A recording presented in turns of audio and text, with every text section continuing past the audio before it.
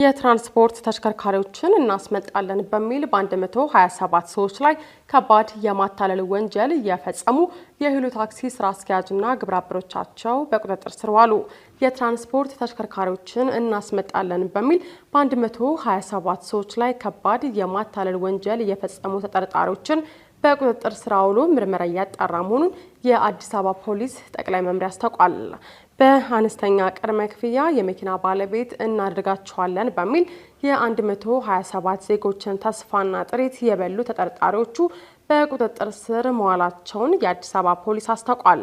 ተጠርጣሪዎቹ የዜጎችን የትራንስፖርት ዘርፍ የመሰማራት ፍላጎት እንደ መልካም አጋጣሚ በመጠቀም መኪና እናስመጣለን በሚል ከእያንዳንዱ ተበዳይ ከ130 ሺህ እስከ 350 ሺህ ብር የሚደርስ ገንዘብ ተቀብሏል ተብሏል። በመሆኑም አቶ ዳንኤል ዮሐንስ የሂሉ ታክሲ ባለቤትና ስራ አስኪያጅ፣ ወይዘሪት እንግዳ የሽጥላና ሌሎች መኪና አስመጭ ነን ባዮችና ተባባሪዎቻቸው በፈጸሙት ከባድ የማታለል ወንጀል ክስ ክትትል ሲደረግባቸው እንደነበረም ፖሊስ ገልጿል። ፖሊስ ግለሰቦችን ከዚህ ቀደም በተለያዩ ጊዜያት ዜጎችን በማደራጀት በትንሽ ክፍያ የመኪና ባለቤት እናድርጋቸዋለን በሚልና ባልተገባ መንገድ የበርካታ ዜጎችን ሕይወት አደጋ ላይ ጥለዋልን ብሏል።